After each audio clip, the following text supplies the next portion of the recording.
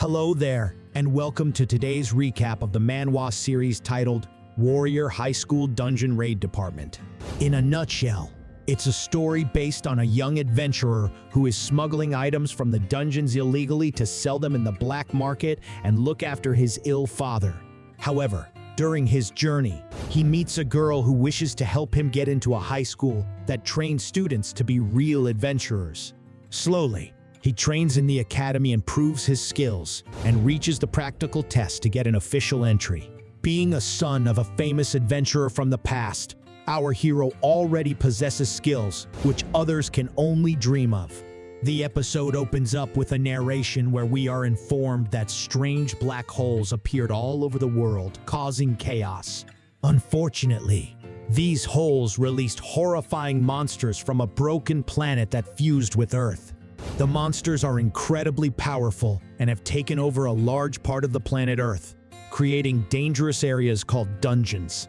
The military tries their best to fight against them, but only one soldier survives the battle.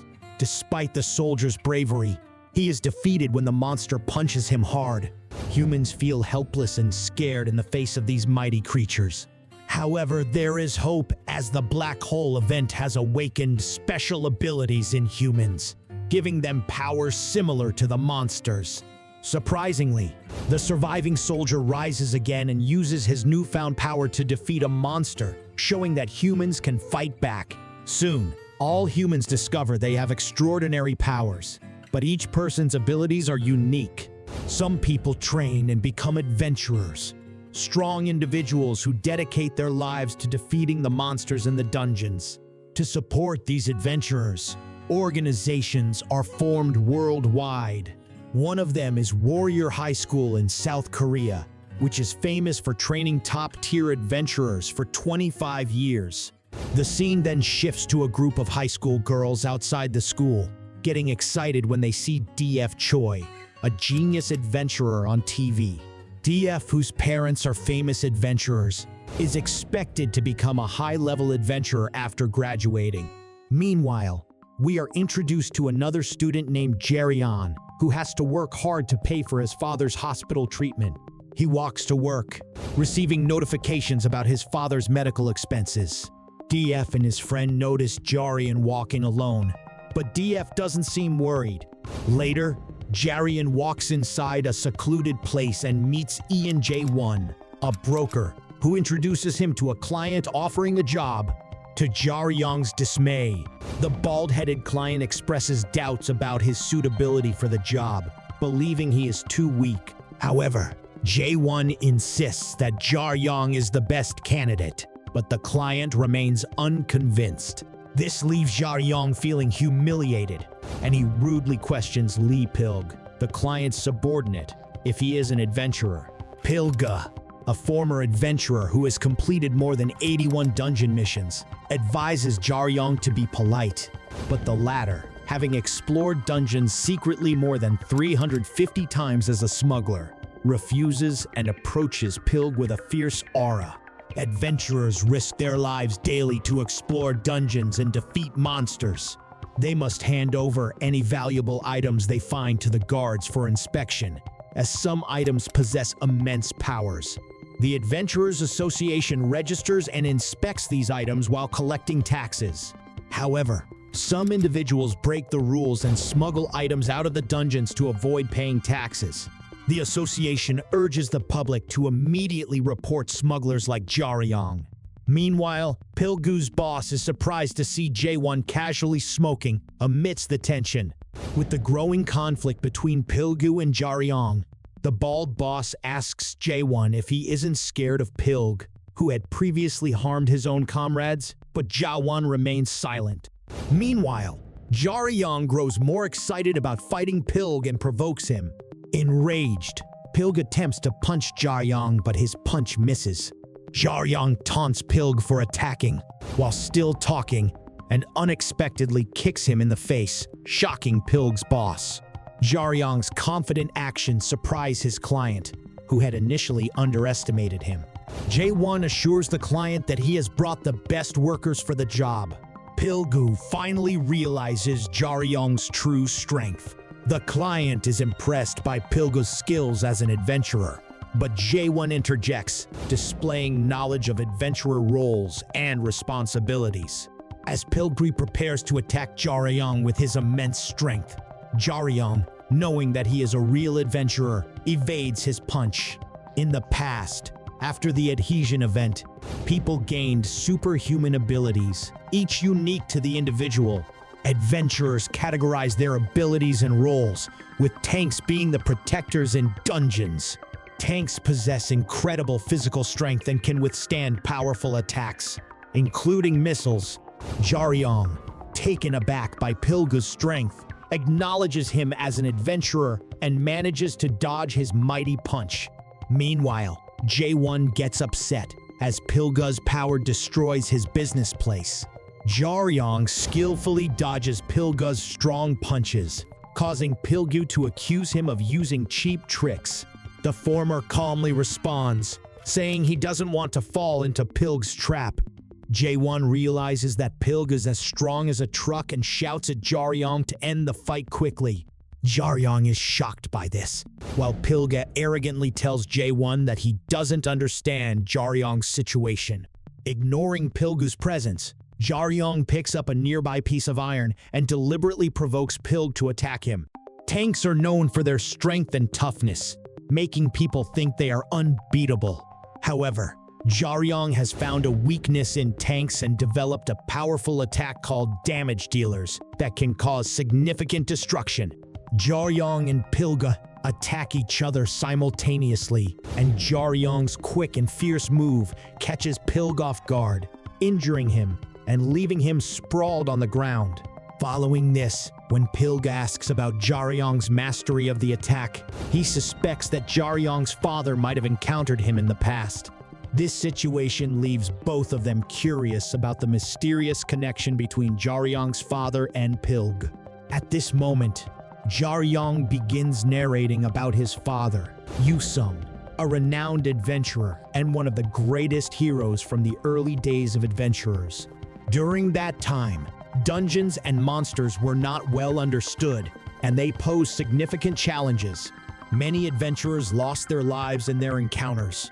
Yusung, however, became legendary for being the first human to slay a dragon, earning him the title of Dragon Slayer and the reputation as the strongest adventurer in Asia. Jaryong mentions that he greatly admired his father and watched his training with deep respect. He believed that Yusung was invincible and unbeatable. However, during one training session, Yusung started bleeding profusely, which deeply affected Jaryong, making him realize that even his hero had weaknesses and was not invulnerable. After being poisoned on a mission, Yusung's health deteriorated, and he could no longer handle the stress of his work. Despite his efforts, he reached his limits. To make matters worse, his trusted partner betrayed him, stealing all his possessions and leaving him mentally and physically shattered. Over time, people forgot about Yusung, the Dragon Slayer, and he lost his hero status due to an incurable poison that affected him. In the present, the client is amazed to see Jaryong effortlessly defeating Pilg. Jae-won acknowledges that Pilg may not be as strong as he claimed, and Jaryong explains that bragging about defeating comrades is seen as a weakness among great adventurers. Jaryong suggests that the boss fire Pilg and offers to take on the job for a high fee. Jae-won increases their service fee because of Jaryong's impressive abilities. Despite being afraid, the client has no choice but to agree. Moving on, Jae-won mentions the Imperial Wasp, the world's most dangerous monster, and its lair in Yeouido, known as the Korean Demon Realm. He says that even high-level adventurers struggled against this flying creature, but the client believes a white-rank adventurer could defeat it. Jaryong becomes intrigued and inquires about the royal jelly from the wasp. Jae-won explains that it is a nutritional supplement given to newborn queen bees, believed by some to have the power to bring the dead back to life. Jaryong's team had previously failed to exterminate the Imperial Wasp, and one of the adventurers stole the royal jelly and smuggled it out. In the next scene, Jaryong and Jaewon easily access the heavily guarded entrance to the dungeon. Before entering, Jaewon cautions Jaryong about the challenges of his task. Despite being preoccupied with the idea of royal jelly, Jaryong understands that many others will be hunting for it and gets ready to face them. Determined, he pushes open the dungeon door, aware that royal jelly cannot cure his father's condition. He believes that if such a cure existed, his father, Yu Sung, would not have lost hope. With determination, Jaryong ventures into the dungeon. In the past, after the adhesion event, powerful dungeons appeared on Earth, including the dangerous ones in Jeju and Yeouido. At present, Jaryong finds himself in the Burame dungeon, not far from the Yeouido dungeon. Jaewon informs Jaryong that white rank adventurers had attempted to smuggle the valuable royal jelly, but after that, the wasp has gone missing, likely injured or dead. Jaryong is tasked with retrieving the royal jelly and is cautioned to remain vigilant. He assures Jaewon that only a fool will attempt to run away with such a precious item. Inside the dungeon, there is a dense forest and Jaryong notices multiple footprints, indicating that creatures are drawn to the scent of royal jelly. Meanwhile, Jinsei Ram, a first-year student at Warrior High School, faces unexpected danger in a low-ranked dungeon. Contrary to her belief that dungeon monsters were weak and lack intelligence, she encounters the formidable Titan Ape. Jinsei fights back with arrows, but the Titan Ape easily deflects them. Her powerful spell, the Flame Bombardment, is also evaded by the creature. Realizing she cannot rely on her powers, Jinsei desperately flees the dungeon to safety. Fortunately, Jaryong notices the Titan Ape attacking Jinsei and quickly intervenes, striking the monster's chin. However, he knows he needs a better plan to defeat it and leaps onto a tree branch to strategize. Jinsei, feeling helpless, is grateful for Jaryong's bravery in protecting her. Soon, Jaryong jumps from the tree, revealing his forbidden weapon, the stunning torch, made from dungeon-dwelling flickering fish scales. He warns Jinsei to take care and quickly escape. Obeying his order, Jinsei watches him go, appreciating his sacrifice and understanding the dangers that lie ahead. Unbeknownst to Jaryong, Jinsei secretly follows him, expressing her gratitude and offering him a job as a dungeon smuggler. However, Jaryong notices an emblem on her dress and declines her offer. Jinsei then reveals the higher rewards for capturing poachers, showing him an expensive necklace as an initial payment and surprising him with her wealth. While they are talking, a previously stunned monster reappears, attacking them. Jaryong gives Jinsei his staff, but sadly, she has depleted her magical power. Jaryong urges her to find a solution, and she uses a distraction spell and defeats the monster by targeting its weak spot. Impressed, Jaryong decides to assist her with the semester exam. Together, they face challenges in the dungeon, with Jaryong guiding Jinsei. Despite being told her elven blood may hinder her success, Jinsei aspires to become an adventurer, supported by her father's belief in her hard work. During a battle, Jinsei sees Jaryong fighting and realizes her magic alone is insufficient to beat the monster, thinking about whether to retreat. In a sudden move, Jinsei throws a spear infused with her magic power at Jaryong, who effortlessly deflects it with his spinning staff. Although Jinsei's limited magical abilities disappoint Jaryong, he understands the importance of timing and accuracy in monster battles. Soon, Jaryong's powerful explosion shatters his glasses, serving as a reminder of his own carelessness. In the dark depths of the dungeon, Jaryong emerges victorious over the fallen Titan Ape, impressing Jinsei, who is the same age as him. Despite his triumph, Jaryong is concerned about his broken glasses, which are both valuable and costly to repair.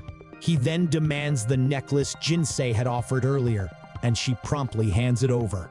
Jaryong carefully inspects the necklace, questioning its authenticity. Seeing this, Jinsei understands that Jaryong needs to make extra money as a dungeon smuggler and empathizes with him. Curious about Jaryong's fighting skills, she asks where he learned them. But our boy avoids a direct answer.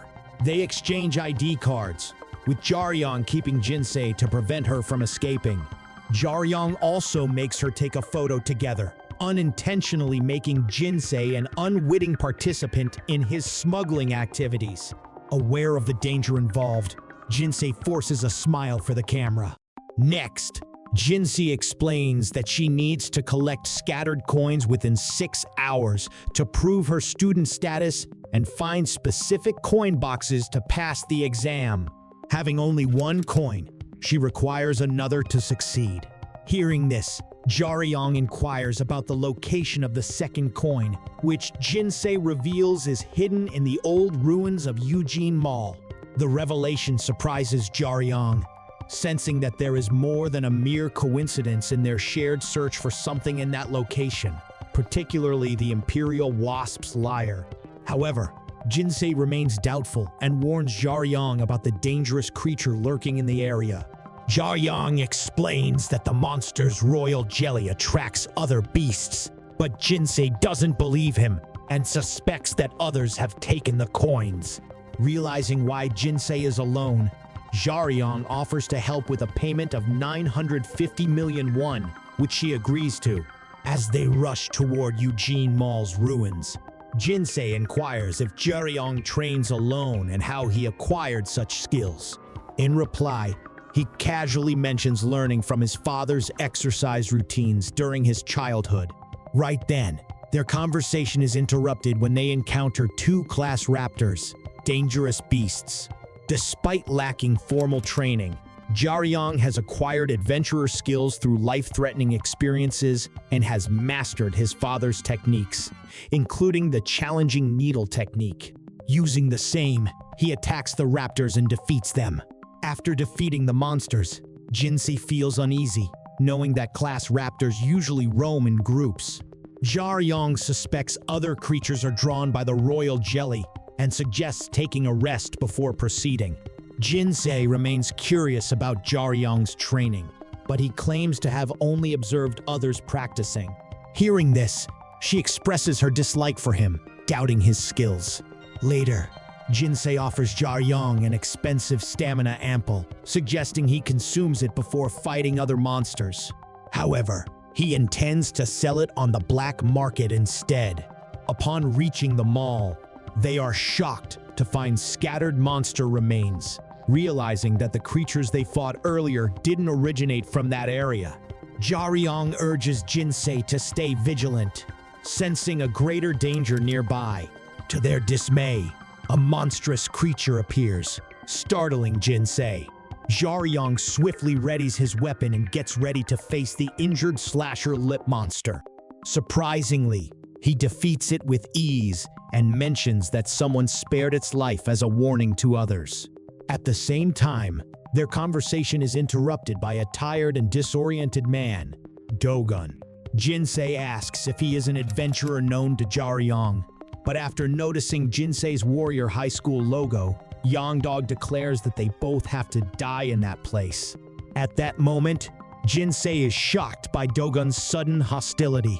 Jaryong realizes that Dogun has no connection to J1 and warns him about touching his belongings without permission. Later, Dogun mentions overhearing a colleague planning to steal the royal jelly, but he failed to attack them and the colleague escaped to their current location. Listening to this, Jaryong connects the dots and realizes that Dogun is the reason they lost contact with the royal jelly smuggler. He also gets to know that Dogun is a strong opponent with different strengths than Pilg. Moving on, Jaryong asks Jinsei to find the coin herself since the monsters are killed by Dogun. The latter follows Jaryong's instructions, hoping to find a way to help him. The next morning, Jae-won and his bald client anxiously wait for his Jaryong to return, while Pilg is still lying unconscious on the floor. Jae-won assures the client that it's normal for adventurers like Pilgud to take time to recover, as they not only fight monsters, but also other adventurers. The higher the item value, the fiercer the competition, especially for higher-level adventurers like Jaryong. He is surprised to see gold-rank adventurer Dogun enter the dungeon. Dogun is wearing armor that Jaryong believes enhances an adventurer's strength and wields a powerful defensive sword. They engage in a fierce battle, with Jaryong using his wand to defend against Dogun's swift attacks. However, Dogun's berserker technique makes it difficult for Jaryong to find openings in his defense. Knowing he can't keep dodging Dogun's attacks, Jaryong decides to counterattack. Sadly, when he tries to do it, Dogun lands a critical hit on him. After this, Jaryong provokes Dogun by claiming that his armor is weak and even a school-age adventurer without equipment could defeat him. As soon as he says this, Dogun prepares to attack again, while Jaryong is relieved that he bought time to protect Jinsei. During their intense fight, Jaryong recalls a technique he learned from his father as a child, channeling the enemy's power to strike back. Although he hasn't mastered it, Jaryong manages to land a powerful blow on Dogun, making him collapse to his injury. He then offers Dogun a chance to surrender, but the opponent refuses and reaches for a knife, surprising Jaryong. Meanwhile, on the 5th floor of the mall, Jinsei finally finds the box she was searching for, completing the exam from Warrior High School. She feels relieved and happy but worries about Jaryong's safety and wonders if he has defeated his opponent. In this situation, she tries to reassure herself that Jaryong is skilled and can handle himself. The scene then switches to the past, where we get to know that Dogun was known for his talent and feared by others because he could easily accomplish anything. However, he was rejected from Warrior High School because he lacked connections and money. Alternatively, he enrolled in Gangyeon High School, where he excelled and became the top student. Dogun later realized that he was not special and was just one of many trying to excel and obtain good marks. Back to the present, despite being injured and covered in blood, Jaryong survives and continues the fight. The opponent recognizes Jaryong's talent and questions why he became a smuggler. The latter pays no attention and drinks the stamina ample given to him earlier by Jinsei. Although injured, Jaryong remains determined to overcome Dogun and continue his journey, following his teacher's words to never give up. After drinking the stamina ampoule Jinsei gave him, Jaryong feels his energy returning and charges towards Dogun. He knows that he can't withstand the live monster present in Dogun's armor jacket, which is using Dogun's blood as fuel. Jaryong continues making the monster attack and consumes more blood, hoping it will reach its limit soon. Unfortunately, the monster catches on to Jaryong's plan and beats him again. Just as the monster is about to deliver the final blow, Jinsei returns and shoots an arrow at it. Seeing this, Jaryong smiles and tells her that she doesn't listen to him. Following this, when Jaryong stands over the helpless Dogun, Jinsei approaches and asks about his condition. The former reassures her that Dogun won't die easily and warns her not to retaliate against him, as it could harm her career as an adventurer. He then mentions the payment he offered Jinsei for saving her several times and decides not to increase it, as she had previously helped him during his fight with Dogun. After defeating Dogun, Jinsei looks annoyed but follows Jaryong as they continue their search for royal jelly in the building. While searching, they smell a strange odor coming from a dead adventurer holding a box. Hurriedly, Jaryong approaches the box and opens it. He then confirms it to be the royal jelly. Sensing the potential danger that someone may attack them, Jaryong urges Jinsei to leave the area immediately. Later, as they reach the 1st floor of the mall, the place where they left the lifeless body of Dogun, Jaryong notices that his body has vanished. Surprisingly, just as they are about to leave, they hear Dogun shouting from a distance, threatening revenge. However, before Dogun can run far and harm the duo, a massive Titan ape appears and brutally attacks and kills him. Seeing this, Jaryong leads Jinsei to escape through the back door of the mall. Finally reaching a hill, Jaryong turns to Jinsei, offering his hand with a smile. He expresses his satisfaction in meeting her and achieving their goals before parting ways. Jaryong reminds her to keep their meeting and adventure a secret, then asks her to pay him for his services. Without objecting, Jinsei hands over the payment, but hesitates for a moment and asks if they can meet again. Hearing this, Jaryong turns around, surprised, considering the possibility of a future adventure with her. The scene shifts to Jaryong entering a room and noticing Jaewon engrossed in a book. As soon as he walks in, Jaewon's attention is drawn to the box Jaryong is carrying. He then advises Jaryong not to announce the findings publicly, as it would cause chaos. He also mentions that Jaryong can easily afford to buy several buildings with his earnings from the adventure. Jaewon praises Jaryong's abilities as an adventurer and promises to send payment to his father. When Jaewon notices Jaryong's silence, he asks about the condition of his men, but the latter hesitates to share his thoughts and asks for permission to take another item from the box. Jaewon agrees, explaining that the most valuable item is the royal jelly, which can resurrect the dead and enhance the talent of young individuals. Hearing this, Jaryong is surprised and considers giving the royal jelly to talented students at Warrior High School. On his way home, Jaryong gets lost in his thoughts about Jinsei's words during their time in the dungeon, where she mentioned wanting to meet him again. He wonders if she is interested in him romantically. The scene flashes back to the time in the dungeon when Jinsei tells Jaryong about an upcoming entrance exam for Warrior High School and encourages him to apply. She says he has a good chance of being accepted, despite the school's reputation for only accepting a few students. Back to the present, Jaryong is walking, reflecting on the importance of teamwork in the dungeon. He knows that even the strongest adventurers need others with different abilities to cover their weaknesses and explore together. As Jaryong walks home, he can't help but replay his conversation with Jinsei in his mind. She tells him about the two factions in her class, each led by one of the top 3 students in the school. When Jaryong asks Jinsei if she has joined any of these factions, she explains that she hasn't because it's up to each student to find a group and her limited skills make it hard for her to be accepted. Jaryong then asks Jinsei why she hasn't formed her own party, and she explains that one of the faction leaders in her class doesn't like her, making it tough for her to make friends. Jaryong cannot help but think that Jinsei might have upset the faction leader by getting involved with his girlfriend, but she quickly denied the situation. Jinsei then explains why she can't keep playing alone and wants to hire Jaryong, who is skilled in adventuring. Back to the present, Jinsei arrives at the Gangnam dungeon barrier and thinks about her playful interaction with Jaryong. Her daydream is interrupted when her teacher, Kang Jong-guk, a combat instructor, greets her and asks about how she did in her exam. Jung tells her about unusual monster sightings in certain areas of the dungeon and requests her to keep her eyes open.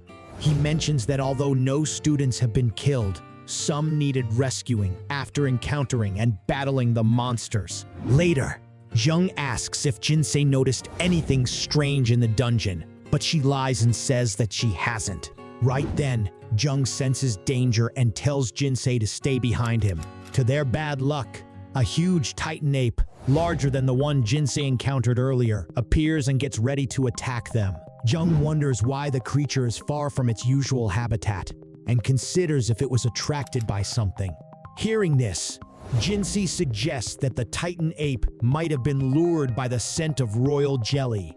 Wasting no time, Jung uses his special skill, gathers a lot of power in his right hand, and prepares to attack the ape. He delivers a powerful blow with his right hand, leaving the Titan ape unable to fight. Because of his fearless attitude, he has earned the nickname Fighter of Tyranny. Jung defeats the Titan ape, displaying his experience as an adventurer from Warrior High School. Despite losing his hand in the battle, Jungkook is thankful that Jinsei is safe. He touches her shoulder and tells her that she's lucky to have escaped unharmed from the dungeon. 6 years ago, an 11-year-old girl, Jinsei, can be seen learning to control energy under her uncle Zaka's guidance. Despite feeling tired, she is determined to improve and increase her control over her powers. However, Zaka asks her to stop training because it became too difficult for her. Meanwhile, Jinsei notices her cousin Anissa, who seems skilled and gets praised by Zakas for her exceptional control over her powers. He also calls Anissa a genius and suggests Jinsei to learn something from her cousin. Hearing this, Anissa makes a condescending smile that makes Jinsei uncomfortable.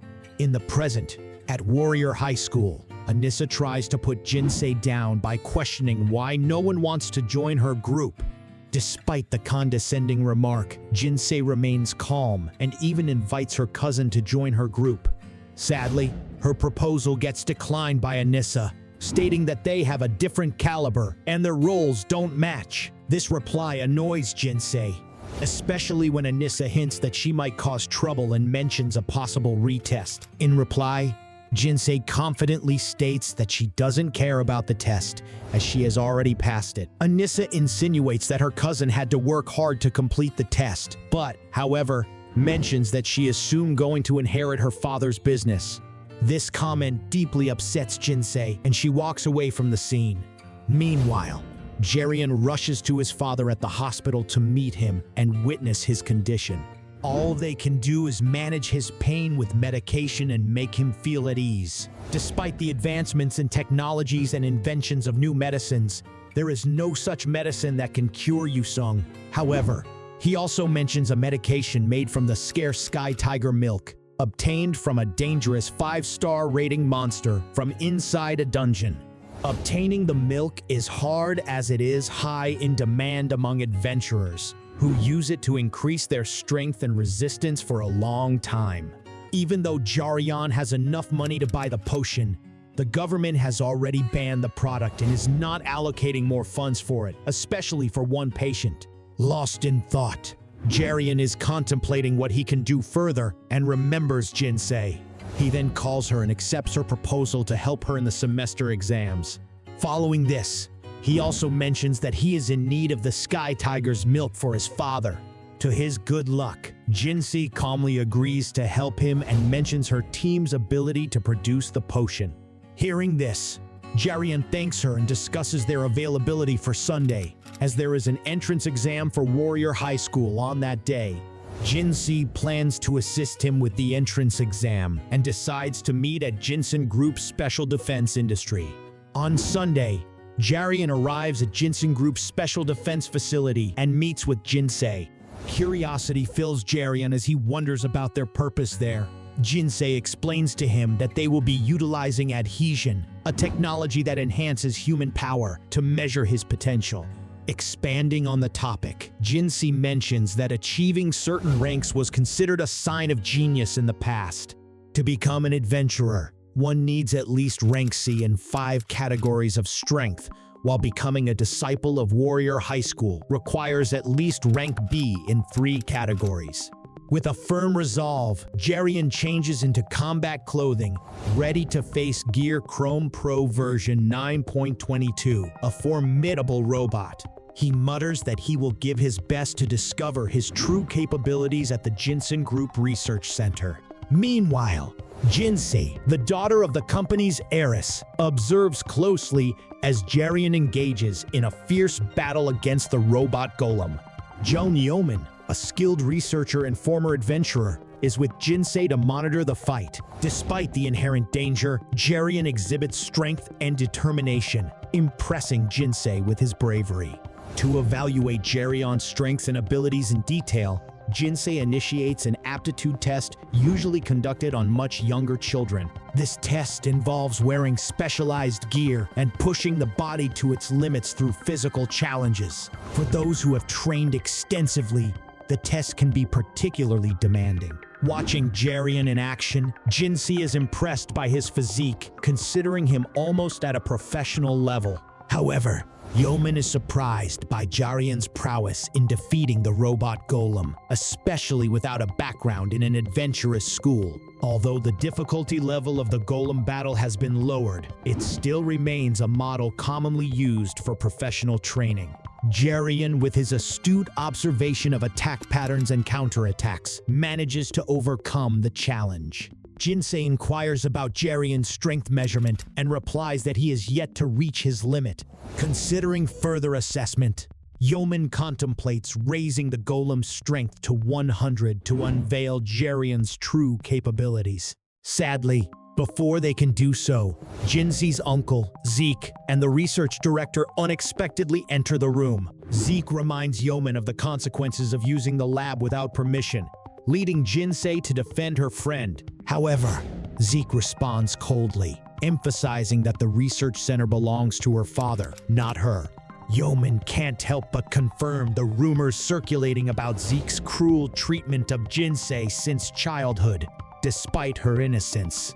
Soon after, Jarion's voice resonates from the monitoring room, capturing Zeke's attention.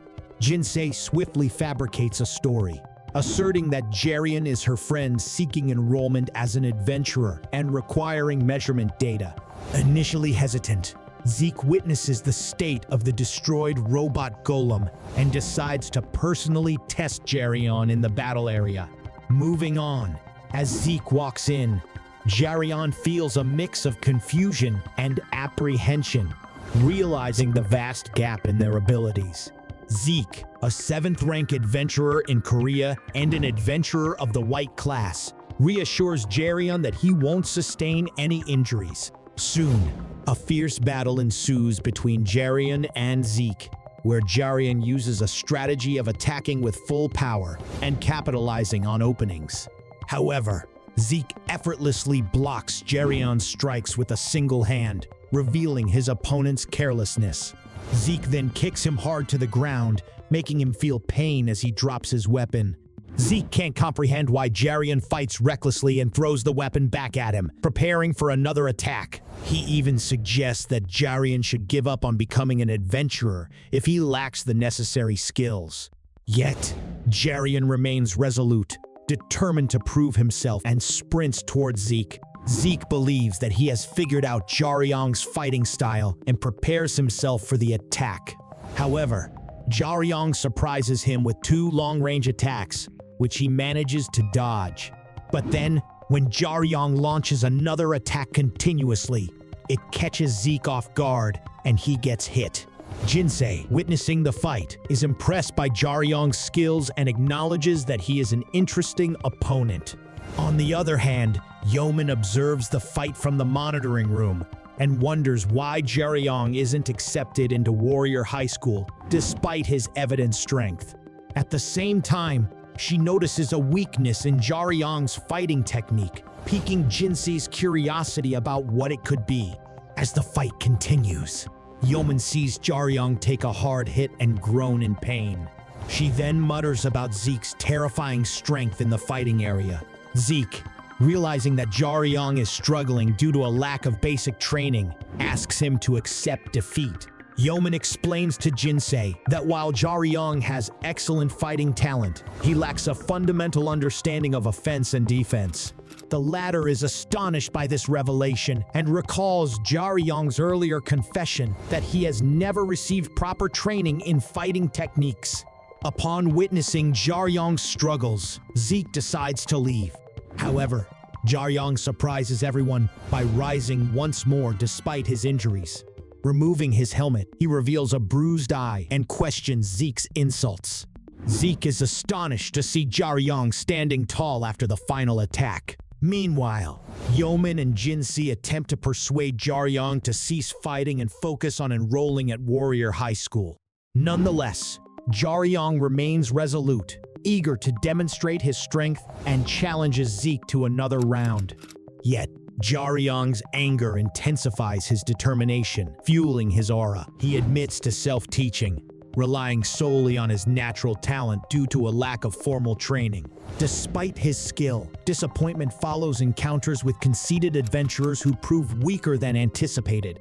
Yet, an encounter with the truly strong and superior Zeke ignites an unyielding resolve in Jarion.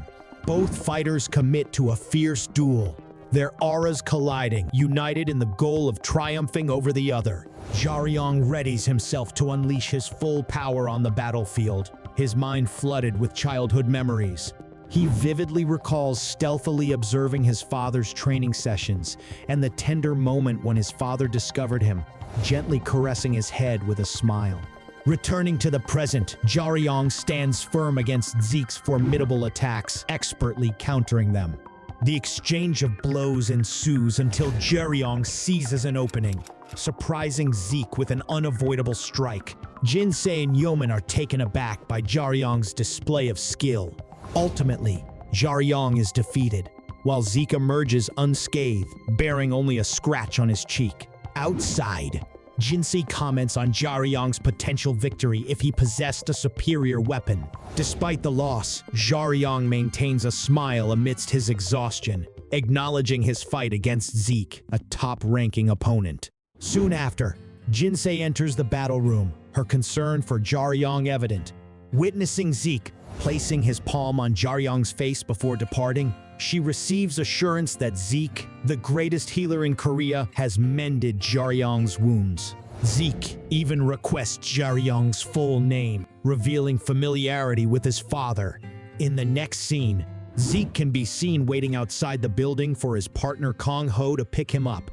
Kong Ho arrives and complains that Zeke has made him late for a meeting. While he walks to the car, Zeke mentions that he had something to take care of, making him arrive late. Kong Ho then asks about the rumors of Zeke's fight with a boy and is surprised to see the scratch marks on his cheek. Apparently, the boy who is yet to join Warrior High School has managed to hurt Zeke. Here, Kong Ho boasts about his skills, being the 19th adventurer in the black class in Korea and the leader of Korea's first assault squad, highlighting that he can easily defeat Jaryong. Zeke then changes the subject by asking about his new car. When Jaryong wakes up, he is surprised to see that all his wounds have vanished. Wasting no time, Jinsei enters the room with drinks and teases Jaryong about his loss to Zeke. Jaryong defends himself by stating that Zeke was the one who started the fight, leaving Jinsei confused. Here, Jaryong is shocked to learn that Zeke is Jinsei's uncle and assumes they have a good relationship. But Jinsei reveals that Zeke is always cold towards her, making Jaryong think that Zeke is trying to protect her. Suddenly, Yeoman enters the room to check on Jaryong's condition. She reveals that Zeke is the best healer in Korea and he completely healed Jaryong's wounds. Jaryong cannot believe that a healer can have such amazing fighting skills. Yeoman also gives Jaryong his test results, showing that he has a strength level of B and stamina and agility levels of C. Jinsei is happy with Jaryong's results, but doesn't fully understand them, which upsets her. Moving on, Yeoman questions whether Jaryong is ready to enter Warrior High School and become a great adventurer. She explains the importance of having at least one state at level B, with stamina and agility well balanced. Jinsei explains that high stamina and agility will make Jaryong stronger, and having all three states at level B would be exceptional. Yeoman surprises Jay Ryan by explaining that Zeke doesn't have a level state, yet he defeats Jaryong. She emphasizes that results alone don't determine a person's ability and that practice, instinct, and experience play crucial roles. Hearing all this, Jinsei can do nothing more than to nod her head in agreement. After Yeoman and Jinsei explain everything, Jaryong stands up and thanks them for their help. Although he doesn't fully understand everything, he is inspired by his father's example to become a great adventurer. Jinsei informs him that his test is over and they will meet again next week. Right then, when Jaryong is about to leave, Yeoman invites Jaryong to visit the production division, where Zeke has authorized them to make a weapon for him. Jinsei is surprised and cannot believe that her uncle would do such a thing. Jaryong is overjoyed to hear that Zeke allowed the company's production division to provide him with weapons for free. Jaryong, who plans to enroll in Warrior High School, asks Jinsei and Yeoman if he needs to buy equipment. Jinsei remains silent, but Yeoman explains that each school has different policies. She mentions that Warrior High School requires students to bring their own customized equipment based on their talents and abilities. Jaryong expresses concerns about affordability, but Yeoman assures him that great adventurers are not only born into wealthy families. She then reveals that students showing potential are often supported by investors who believe in their talents. Yeoman shares her own example of receiving a scholarship based on her abilities and guaranteed job prospects. Yeoman tells Jaryong that if he passes the Warrior High School entrance exam, he can receive support from investors. However, he needs to prepare seriously for the challenging test, especially as a transfer student. She also mentions that Zeke is willing to help Jaryong find the right equipment. Later, on the way to the refinery, Jinsei drives Jaryong and expresses her hopes for his success in the entrance exam. She assures him that she and her uncle will assist him in preparing everything he needs, emphasizing that it's not about how much money he has, but rather the quality of the equipment he can obtain. As they arrive at the underground forging room, Jaryong is amazed by the sight. But his amazement quickly turns to fear when a one-eyed monster suddenly appears. Jaryong prepares to fight the monster, but then Jinsei introduces him as Thunderhammer Argius, the elder titan and team leader of the production department. Argius casually asks about Zeke, and Jinsei mentions that researchers have sent data about Zeke and Jaryong's battle to the production division. However, Argius seems uninterested in the details and is more curious about the human who needs equipment. Jinsei is at a loss for words as Argius offers to help make the equipment, referring to Zeke's request. Then, Argius turns to Jaryong and inquires about the weapon he is carrying. He even challenges Jaryong to a fight to prove his worth. This sudden turn of events catches Jinsei off guard. Argius explains that he will make Jaryong a weapon if he can prove himself, especially since he has already noticed Jaryong's keen dungeon hunting eyes. On the other hand, Jaryong eagerly accepts Argius's challenge and launches himself at Argius with determination to show him his worth. Argius is a giant monster compared to the young boy Jaryong.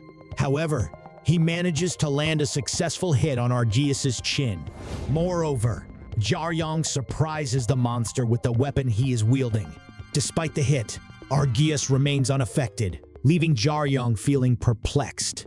The latter has faced many monsters that couldn't be defeated in one hit, but seeing Argius standing unscathed, it seems like he is facing an insurmountable wall. Jaryong doesn't know how to harm Argius, as it feels like he is striking a lifeless object. Right then, Jinsei chimes in, scolding Jaryong for being careless. She explains to him the danger ranks assigned to monsters in this world, ranging from 1 to 5 stars. For example, a flying mantis with a 1-star rank can kill humans, but most people with ordinary weapons can defeat them. However, cluster raptors with a 2-star rank can only be defeated by trained soldiers with firearms. Similarly, monsters with a 4-star danger rank, like Democulus, have the potential to kill many people and require army troops for evacuation, along with the use of long-range artillery and bombing. Jinsei warns that monsters with a 5-star danger rank or higher are considered significant threats, requiring an elite assault group of the best adventurers to deal with them. She says that Argius, with a danger rank of 7, is very dangerous. Moving on, Argius is still inquiring about the weapon Jaryong uses, making Jinsei more nervous. She suspects that Jaryong has stolen the weapon, and it is the reason he is refusing to disclose the information about it. She tries her best to stop the fight, but however, Argius keeps getting closer. Seeing this, Jaryong, realizing he is in trouble, decides to use a technique learned from his father to deflect Argius's attack. Jinsei is amazed by what she is witnessing. Using the acquired skill, Jaryong attempts to attack Argius's eyes, but Argius catches him and renders him immobile. Concerned for Jaryong's safety, Jinsei tries to convince Argius to let him go. She also explains that as a naturalized monster, Argius can't attack humans unless they are in danger. She clarifies that breaking this rule will cause naturalized monsters to lose their special status. Finally, Argius agrees to release Jaryong. As soon as Jaryong is free, He appears to be in pain, and she rushes to help him. Argius is confused about why Jaryong has a weapon.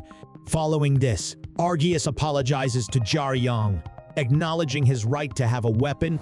Looking at his injured hand, Argius explains that he works for humans not out of fear for their army, but because a man has defeated him and made him lose his arm. He also reveals that although the man had the opportunity to kill him, he didn't. Jaryong listens attentively as Argius reveals that the man's name is Yusung. Argius goes on to explain the history of the Elder Titans, a powerful race of immortal giants, and their refusal to coexist with what they perceive as worthless creatures. He recounts the failed mission of the Gaebyuk Assault Squad in the Argius dungeon, where they face the dangerous Colossus B robot.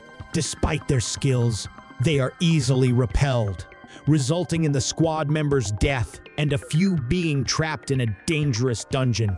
The adventurers worry about their safety, feeling hopeless about their chances of survival. To their bad luck, suddenly, Colossus B attacks, and one of them bravely shields the attack. He warns his mates that they won't make it out alive. Then, something even scarier happens. Argius appears, causing panic among the adventurers. One adventurer asks his friend to run while he distracts Argius. The former plans to attack the Elder Titan while his friend escapes to safety. He ruthlessly burns the one attacking him to death and mocks humans for their weak equipment. The one that is preparing to escape is devastated by his friend's death, but finds the courage to face Colossus B and fight the monster that killed his friend. In the midst of the dire situation, a 32-year-old adventurer named Yusung arrives. He responds to a distress signal from the adventurers group and fearlessly volunteers to join the rescue team. Everyone is surprised to see that Yusung is not wearing any armor. Even Argius himself appears shocked by Yusung's brave decision to enter the dangerous dungeon alone. One of the adventurers warns Yusung about the formidable power of the Elder Titans, but Yusung, being an unknown adventurer, focuses on saving others rather than seeking fame. Little does he know that his heroic actions against the Elder Titans will later make him famous. Yusung demonstrates his incredible strength by easily defeating Colossus B, leaving Argius astonished. However, Argius warns that he will prove to be a tougher opponent. Angry Argius, who believes Yusung is overly confident, attacks him with fire. But the latter skillfully blocks the flames using his exceptional 10-year-old adhesion technique. While Earth's technology has advanced to create armor and equipment for adventurers, few people dedicate themselves to developing combat skills as Yusung does. In the dark and gloomy dungeon, Yusung engages in a fierce battle with Argius. One of the adventurers, Yangmo, watches anxiously, hoping for Yusung's victory. However, their hope turns to concern as Argius stands strong. Argius acknowledges Yusung's hidden talents, but recognizes that his weapon isn't enough to match his own strength. Yusung struggles to keep up and gain the upper hand in the fight. Despite not being famous or wealthy, Yusung realizes that he can't simply rely on acquiring better gear to aid him in battle. Following this, he feels disheartened. Yusung's attention is diverted by a group of adventurers attempting to escape. At that moment, Argius sees an opportunity and launches an attack on Yusung, but the latter withstands the blow, impressing Argius. However, Yusung's weapons are weaker compared to those of the other adventurers. Soon, Argius prepares for a final all-out attack, but Yusung surprises him by directly blocking it. Utilizing a special technique called the Origin of Swell, Yusung reflects the power of Argius's attack back at him, leveraging his own physical strength, experience, and skill. To everyone's surprise, this well-executed technique ultimately leads to Argius's defeat. After the defeat, Argius feels ashamed and requests temporary exile from humans. In the present, he reveals that Yusung was hailed as the hero who defeated the monster. He mentions that the monster's soul within him perished during the fight since Yusung chose not to take his life. Jinsei listens attentively to Argius's account, confirming its veracity due to her knowledge of Argias's citizenship registration and his assignment to the Jinsen Group's equipment department. The truth about Argias completing the dungeon alone surprises Jinsei. Argias then presents Jaryong with a stick he crafted to honor Yusung. Although Yusung never asked for such a gesture, Argias believes he deserved to have a great weapon. Jaryong finds the stick unremarkable. Nonetheless, Argias explains that its exceptional hardness. It is so strong that Jaryong can defeat any monster with ease. Following this, Argias continues his narrative, revealing his plan to craft an axe for Yusung.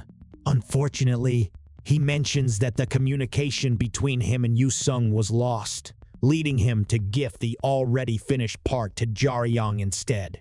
The staff, originally intended for Yusung, now belongs to Jaryong. Argias remains determined to transform it into a unique masterpiece for Jaryong.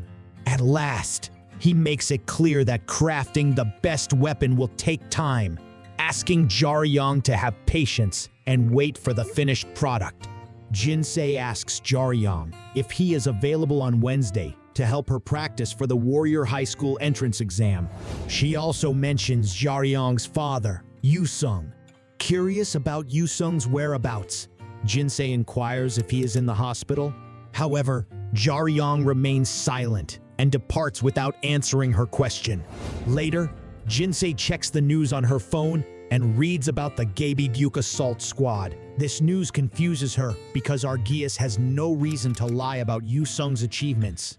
As Jinsei looks at Jaryong, she can't help but be amazed by his incredible abilities. Digging deeper into the past, she comes across an article revealing that Yusung, known as the first Dragon Slayer, achieved his incredible feats through questionable means like manipulation and blackmail.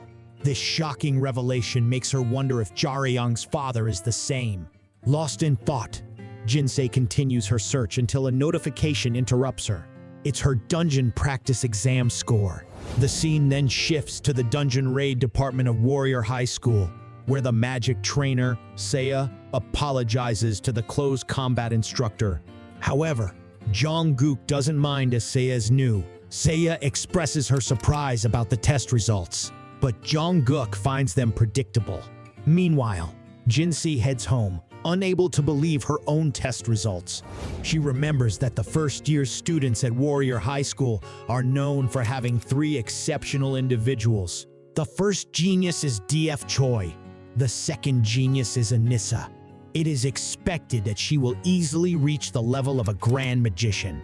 However, Anissa is so upset with her exam results that she accidentally breaks a glass. Lastly, the third genius student, Terval Gasson. His tall and strong body is considered to be the epitome of physical prowess. In the teacher's room, Seiya is still surprised by the exam results. Typically, one of the 3 geniuses would be the top scorer, but this time, it's a solo adventurer. Jong-guk explains that solo adventurers can easily earn extra points. Seiya also mentions Shoal Khan, a quiet and introverted student who is not interested in socializing with others. Many students are intimidated by him, but Jong-guk reassures Seiya not to worry about his well-being. After 4 long days, Shoal Khan finds himself standing on a crowded street in Korea. 2 men accidentally bump into him, causing Shoal Khan to apologize profusely, even though it's not his fault. Surprisingly, the men seem startled and apologize back before quickly running away, having spilled coffee on Shoal Khan's clothes. This encounter leaves Shoal Khan feeling a familiar pang of sadness and loneliness, emotions he has grown accustomed to over the years since his mother's passing. At this point, we learn about Shoal Khan's mother, Seok Yobin, who used to be a renowned adventurer from Korea, residing in Northern Europe. During his childhood, she would captivate Shoal Khan with tales of her homeland and its vibrant culture, inspiring him to enroll in Warrior High School after successfully passing the special transfer test. However, despite his mother's encouragement, Shoal Khan struggles to form connections with others due to his introverted nature. Before he realizes it, he becomes a solitary figure, spending his days in isolation. In the next scene, Shul Khan comes across an internet cafe and decides to join as a member to improve his social interactions. However, he has no idea where to start. Fortunately, Jaryong notices him in the cafe and steps in to assist him through the process. Shul Khan is grateful and thanks Jaryong, who is surprised by his fluent Korean despite never having been to an internet cafe before. Jaryong wonders if Shul Khan is a foreigner. Later on, while waiting for Jinsei to meet him for lunch, Jaryong realizes she is running late. He checks his phone and contemplates whether he should wait or go to the black market. While pondering, Jaryong remembers the black object he discovered earlier, which has a unique and soft texture. He is curious about it but decides against selling it since he already possesses Inkil's blood, a valuable item that adventurers have been collecting from the dragon monster they have been trying to subdue for years. However, hunting Inkil has been banned by the government, making these items rare and valuable. Inside the internet cafe, Jaryong feels bored while waiting for Jinsei. He also plans to visit the black market later that night. Just then, Shul Khan asks if he can sit next to Jaryong as all the other seats are taken. Jaryong agrees, and Shul Khan takes the seat. He starts playing a video game, but soon realizes that the games at the cafe aren't particularly exciting, and his own computer at home is better.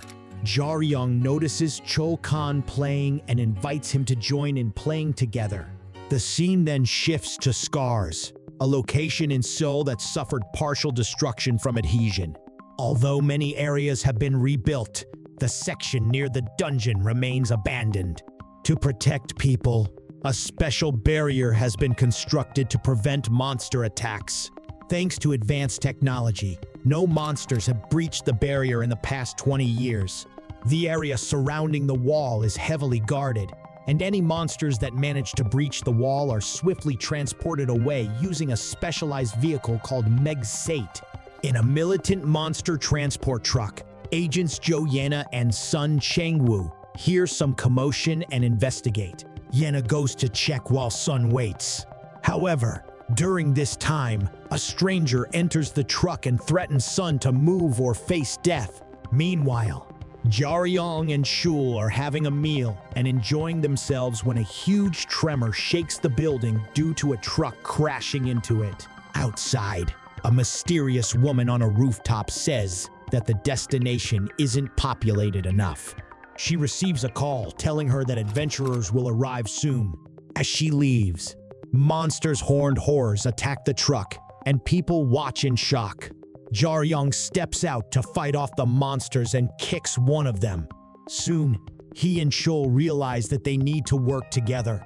The one-horned monsters are easy for them to defeat, but the two-horned ones pose a challenge. Jarian uses a signpost as a weapon, but realizes he is vulnerable without armor, while Shul, a skilled fighter, shields children from the monsters' attacks. Suddenly, an explosion occurs, and they realize that they need to wait for help. They decide to use Shul's taunting skill to distract the monsters. As they fight, they notice the monsters gathering corpses in a truck. Jaryong recalls their plan and attacks the stronger monsters while Shul handles the weaker ones. They manage to defeat the monsters, but one escapes. Next, Jaryong wakes up on the hospital bed with Zeke sitting beside him. He informs Jaryong that he knows about his father and reveals that defeating a dragon named Duganike might help cure his father's poisoning.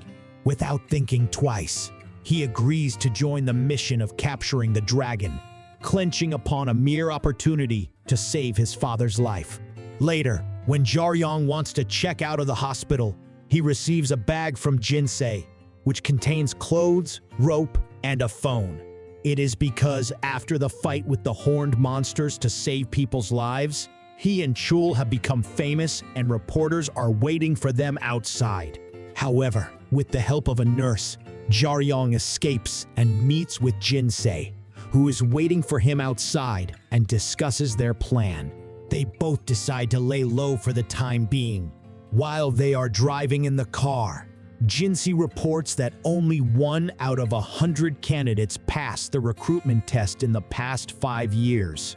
She confidently refutes this, as she believes it will be easy for her since she was accepted at her level. Soon, they arrive at a place called Alterer H, and Jinsei explains that during the tests, parents of candidates often form friendships that lead to team-ups. Therefore, revealing Jaryong's identity could make him a target. After hearing this, Jaryong insists on defeating all the participants and asks them to use the bathroom to change. Jinsei leads him there and urges him to return soon. Meanwhile, Jinsei is informed that her appointment was canceled due to the CEO's urgent needs, but they offer compensation. Jinsei suggests Han Gyeon, the current student president at Warrior High, to help her, but Han supports her uncle, the CEO, who has gone out to finish some of his works. Han explains that the student council members at Warrior High are considered professionals and ranked adventurers. Right then, Jaryong arrives and confronts Han, questioning her abilities. They agree to a bet, where the loser will give up their position. Luckily, Han's uncle, Han Songwoo, arrives there in time and apologizes for her behavior. However, in the next scene, Jaryong fights Han in a sparring match and surprises her with his skills. They agree to call it a tie and continue the fight once Jaryong is admitted to the school. Despite this, Jaryong does not give up and shows her his full potential for attacking and dodging. Both of them enjoy the battle, with Songwoo wondering when Jaryong uses his flash skill. Eventually, Jaryong gets hit by Han and accepts his defeat. To his surprise, Han suggests they fight again and warns him to not lose a fight before that. Next, Jaryong is feeling nauseous and rests on the couch while Jinsei and Songwoo talk. Right then, some individuals enter the room, bringing food for Jaryong. At this moment, Songwoo apologizes for her niece's behavior, and Jaryong is grateful for the food since he hasn't eaten much recently. Being an armor designer, Songwoo discusses the materials needed for Jaryong's armor, and they mention the Imperial Wasp and Black Wax be the best materials to create the strongest armor. All of a sudden, Jaryong shows Songwoo the picture of the material and reveals that he saw the Black Wax at Jinsei's house.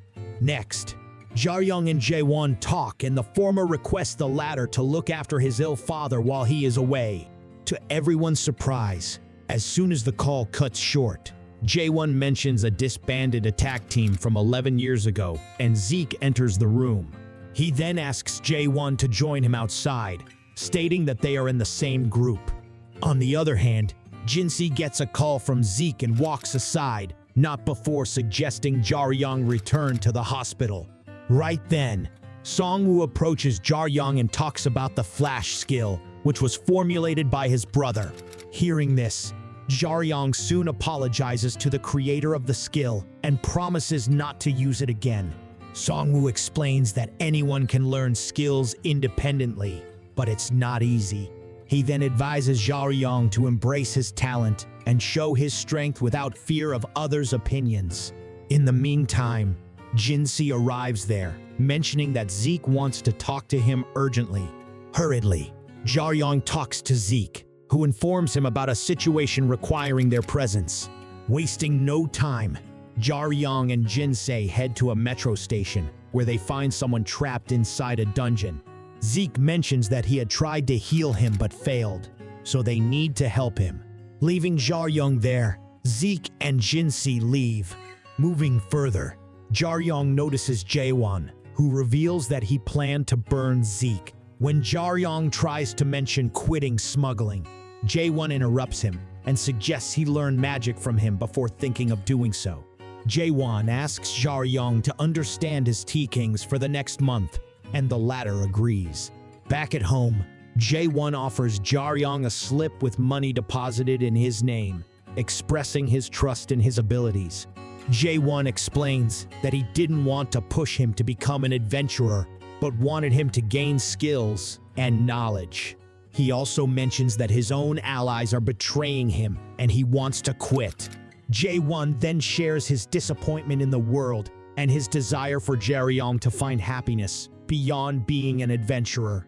He then walks away, not before asking Jaryong to get ready for the training after his broken arm gets healed. Elsewhere, Heron and Stone are part of an evil organization. After their superior arrives wearing a mask, they plan to cause disruptions to the Adventurer Association and engage in unlawful activities. Another member, Yoon-gil, reveals their strategy to capture a betrayer and plan to kill him, blaming it on wild animals. He has also brought an adventurer, Kang-yuk, who was caught stealing from his teammates. Under threat, Kang-yuk is compelled to reveal that the adventurers are preparing for a party where influential people will be present. Hearing this, the group decides to kill Kang-yuk in the same place they are planning to party, called Shadows, and blame it on wild animals. After a month, Jaryong can be seen driving a car and informing Jinsei that he will soon reach their destination but needs a few more weeks for neural rehabilitation. Jinsei sees Jaryong's arriving taxi, and after he arrives, Jaryong realizes why the place was worth the expense. They arrive at a massive facility owned by Zeke, where they will train for their transfer exam. Jaryong introduces his companion to Jinsei, Shoal, who is their classroom friend. They explore the facility, which includes a swimming pool, training areas, and dorms. Jinsei is curious about Shoal and his relationship with Jaryong. While the group is discussing their way of teaching each other, they meet Anissa, Jinsei's cousin, and her group. Anissa mocks Jean, but Jaryong sees it as an opportunity for them to work together. Unfortunately, Anissa's group taunts them, and Jaryong challenges Sang-young, one of Anissa's lackeys, to a fight. They spar, and Sang-young punches Jaryong on the face. As his intentions were only to threaten Jaryong, Sang-young realizes his mistake and apologizes. However, Jaryong does not accept his apology and challenges him to a duel. Hearing this, Sang-young becomes enraged and charges at them, but Anissa stops him with her aura. At the same time, Jaryong also stands silently with a strange aura around his right arm. The scene then shifts to 3 weeks ago, when Jaryong receives his belongings from the hospital and discovers an item called Kill's Blood. This item can absorb damage that puts its user in mortal danger. He realizes that it activated when Jaryong shielded Shoal from a powerful blow, saving him from potential injuries. Jaryong wonders if the surge of power he felt afterward was related to the item. However, he realizes that Kill's Blood is extremely expensive, costing $2.2 billion. After realizing all this, he feels a sense of loss for losing such a valuable item. Back to the present, Anissa offers Jaryong a chance to switch sides and offers him triple pay and a bonus. Jinsei objects to Anissa's methods, but Anissa believes that money can solve personal problems. Jaryong wonders why Anissa, who is trash herself, would trash talk Jinsei. Hearing this, Anissa gets enraged and forcefully pushes away Sang-young. Anissa then cancels the meeting, believing that her subordinates will end up the same way as Sang-young, and decides to forget the incident. Jaryong questions Anissa's motives and wonders if she knows something as Jinsei's sister. However, she rejects any affiliation with Jinsei and reminds Jaryong of her offer. Later, Jaryong realizes that his strange power disappeared when Anissa canceled her magical giant, making him believe that his power is somehow related to magic. Jinsei expresses concern for Jaryong's well-being, but he assures her that he is eager to learn magic. Next, the group starts training in magic basics, and Jinsei explains that a magician's grade reflects the quality of their magic. Jaryong wonders if he can recreate the effects of Kill's Blood using magic. Right then, Sang-young, a skilled buff specialist, joins them and offers to teach Jaryong. They discuss the importance of circuits in using magic and how spells can vary depending on the combinations of circuits. Jaryong discovers that he can sense circuits inside himself and experiences an increase in strength and speed. After intensive training, Jaryong and Sang-young bid farewell to Jinsei and Shoal. Jaryong thanks them for the valuable time and the best weekend he has had in a long time. Jaryong then thanks Sang-yong for everything before heading home and assures him that he will soon utilize the skills in a battle. In the next scene, Jaryong is at home, where Jae-won informs him that he has been exempted from school for a month to prepare for the transfer exam. Jae-won plans to push Jaryong to his limits to test his determination and gives him a new staff for his training. They discuss the qualities of the new staff and Jaryong is excited about the upcoming challenges. Moving on to the next scene, Jaryong finds himself face to face with a dangerous 4-star ranked monster in the dark woods. He realizes that he should retreat when facing such a powerful opponent, but instead decides to fight it. With the help of Jae-won, he manages to block the attack of the monster using his newly acquired weapon, a staff that can manifest different types of blades. Seeing Jaryong struggling, Jae-won teaches him about the weaknesses of the monster and advises him to focus on survival rather than trying to destroy its weakness. After the training, Jaryong heads to Warrior High School for his practical test. He apologizes to Jinsei for ignoring her calls and explains that he was on a training mission with Jae-won. Here, Jinsei senses a strange bloodlust from Jaryong and is surprised by his appearance. They discuss the recent events involving the attack on JNY and the changes in the test project. Later, they arrive at the Pangyu Training Center, and Jaryong notices the large number of participants. Jaryong realizes that Anissa has put in some effort to make him a target and prepares himself for the test, and also vows not to let his opponents underestimate him. In the last scene, we are shown that the participants are given a task of finding the treasure from inside the dungeon and extracting it out from a chest. They are also briefed with the rules of the test and taken into a practical labyrinth to carry out the act. The episode ends with a few of the faculty members recognizing the potential in Jaryong and wanting him to pass the test.